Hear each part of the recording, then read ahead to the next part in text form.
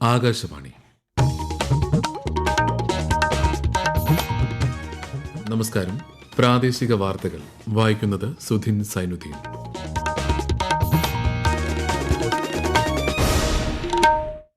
പ്രധാന വാർത്തകൾ. ജാപ്പനീസ് പ്രധാനമന്ത്രി സനെ തകായിച്ചിയുമായി പ്രധാനമന്ത്രി നരേന്ദ്രമോദി ന്യൂഡൽഹിയിൽ കൂടിക്കാഴ്ച നടത്തി. വിഴിഞ്ഞം തുറമുഖത്തിന്റെ ഓഹരി വിൽപ്പന കേന്ദ്ര സംസ്ഥാന സർക്കാരുകൾ അറിഞ്ഞു വേണമെന്ന് നിയമസഭാ സ്പീക്കർ തിരുവഞ്ചൂർ രാധാകൃഷ്ണൻ.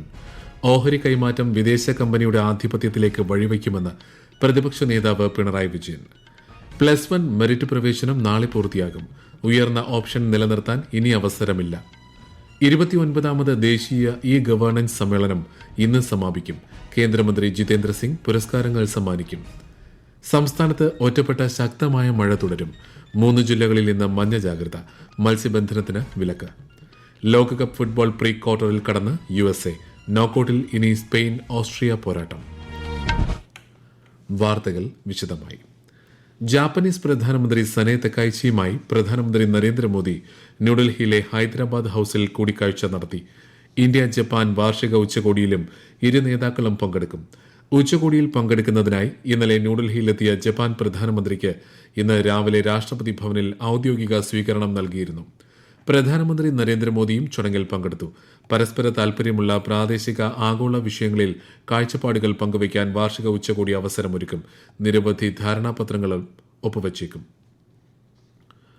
വിഴിഞ്ഞം തുറമുഖത്തിന്റെ ഓഹരി വിൽപ്പന കേന്ദ്ര സംസ്ഥാന സർക്കാരുകൾ അറിഞ്ഞു വേണമെന്ന് നിയമസഭാ സ്പീക്കർ തിരുവഞ്ചൂർ രാധാകൃഷ്ണൻ. സർക്കാരിന് ഇത് സംബന്ധിച്ചുള്ള കത്ത് ലഭിച്ചിട്ടില്ല എന്നാണ് മുഖ്യമന്ത്രി സഭയിൽ പറഞ്ഞത്. മുഖ്യമന്ത്രി പറഞ്ഞത് പൂർണ്ണമായും വിശ്വസിക്കുന്നതായും അദ്ദേഹം പറഞ്ഞു. സംസ്ഥാന സർക്കാർ കൂടി അറിയാതെ വിഴിഞ്ഞത്തിന്റെ ഓഹരികൾ കൈമാറുന്നത് ശരിയല്ലെന്നും സ്പീക്കർ പറഞ്ഞു.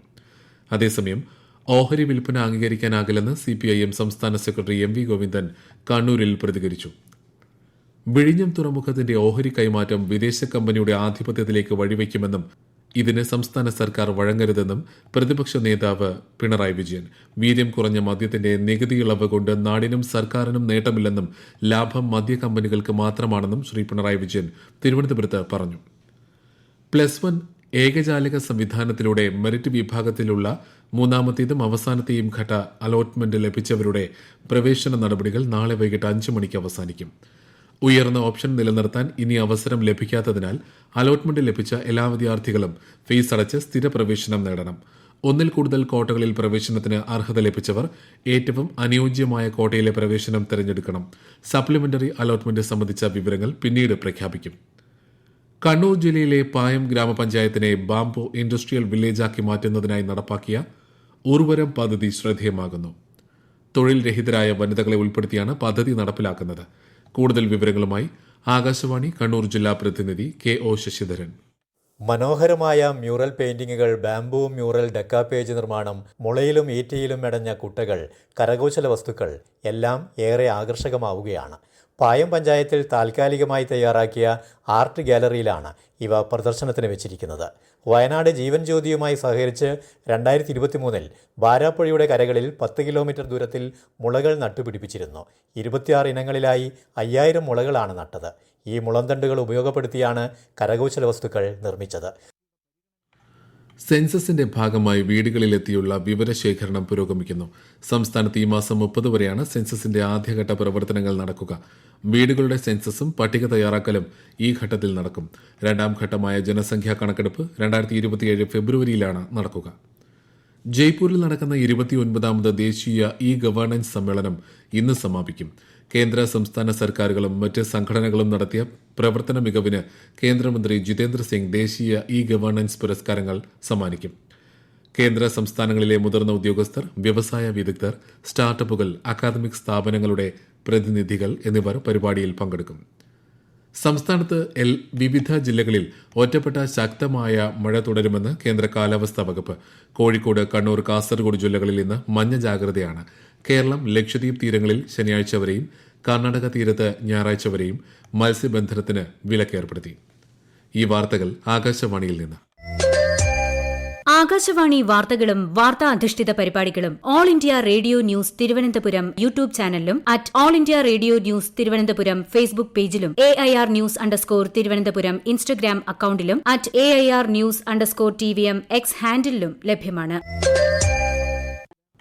തിരുവനന്തപുരം അതിരൂപത പ്രഥമ മെത്രാപ്പൊലീത്തയും ബഥനി സ്ഥാപകനുമായ ധന്യൻ ആർച്ച് ബിഷപ്പ് മാർ ഇവാനിയോസ് മെത്രാപ്പൊലീത്തയുടെ 73ാമത് ഓർമ്മ പെരുന്നാളിന് തുടക്കമായി. ഖബറിടം സ്ഥിതി ചെയ്യുന്ന തിരുവനന്തപുരം പട്ടം സെന്റ് മേരീസ് കത്തീഡ്രലിൽ ഓർമ്മ പെരുന്നാൾ ദിവസമായ 15 വരെ വിപുലമായ പരിപാടികളോടുകൂടി ഓർമ്മ പെരുന്നാൾ നടക്കും.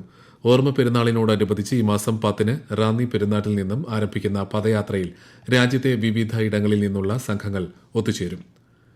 കണ്ണൂർ രാജ്യാന്തര വിമാനത്താവളത്തിൽ നിന്ന് ഹജ്ജിന് പോയ തീർത്ഥാടകരുടെ മടക്കയാത്ര പൂർത്തിയായി. ഇന്നലെ 328 തീർത്ഥാടകരുമായി ഫ്ലൈ അദീൽ എയർലൈൻസിന്റെ അവസാന വിമാനം കണ്ണൂരിലെത്തി. ആകെ 18 വിമാനങ്ങളിലായി 4,987 പേരാണ് തിരികെ എത്തിയത്. ഇത്തവണ 4,519 പേരാണ് കണ്ണൂർ വിമാനത്താവളം വഴി ഹജ്ജിന് പോയത്. ഇടുക്കി സന്ദർശിക്കുന്നവർക്ക് കുറഞ്ഞ നിരക്കിൽ താമസ സൌകര്യമൊരുക്കി ജല അതോറിറ്റി. പൈനാവിലും ചെറുതോണിയിലുമായി പുതുതായി നിർമ്മിച്ച ഗസ്റ്റ് ഹൌസുകൾ പ്രവർത്തനം ആരംഭിച്ചു.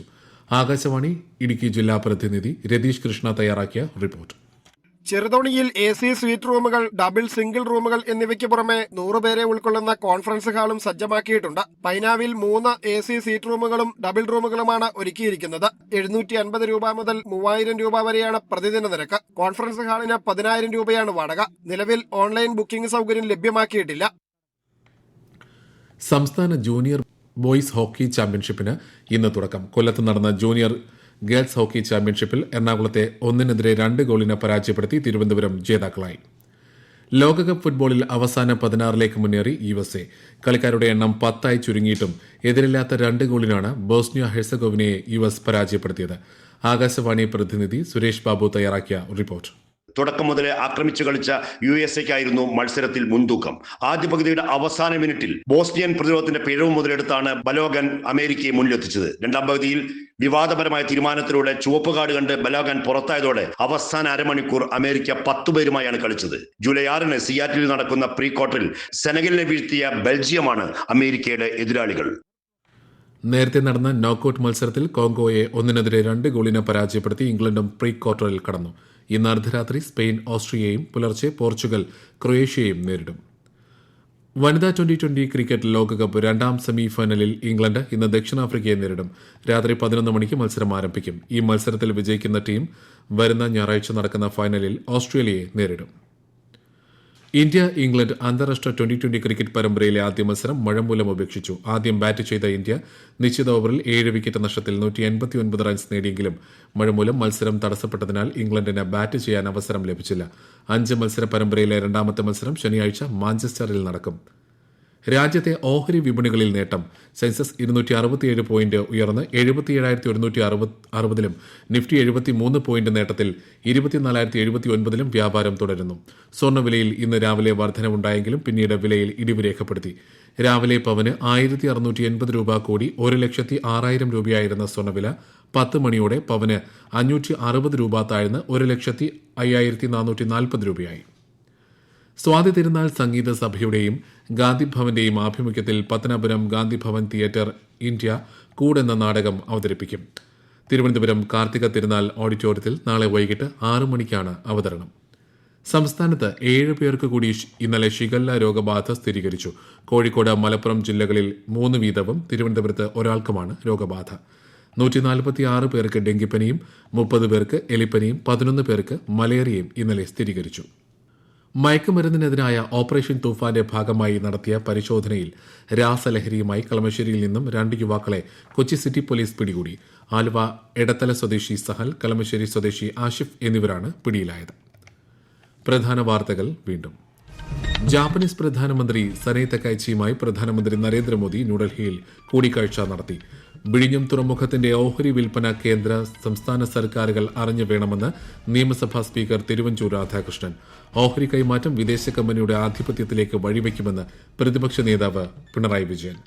+1 മെറിറ്റ് പ്രവേശനം നാളെ പൂർത്തിയാകും. ഉയർന്ന ഓപ്ഷൻ നിലനിർത്താൻ ഇനി അവസരമില്ല. 29ാമത് ദേശീയ ഗവേണൻസ് സമ്മേളനം ഇന്ന് സമാപിക്കും. കേന്ദ്രമന്ത്രി ജിതേന്ദ്ര സിംഗ് പുരസ്കാരങ്ങൾ സമ്മാനിക്കും. സംസ്ഥാനത്ത് ഒറ്റപ്പെട്ട ശക്തമായ മഴ തുടരും. 3 ജില്ലകളിൽ ഇന്ന് മഞ്ഞ ജാഗ്രത. മത്സ്യബന്ധനത്തിന് വിലക്ക്. ലോകകപ്പ് ഫുട്ബോൾ പ്രീ ക്വാർട്ടറിൽ കടന്ന USA. നോക്കൌട്ടിൽ ഇനി സ്പെയിൻ ഓസ്ട്രിയ പോരാട്ടം.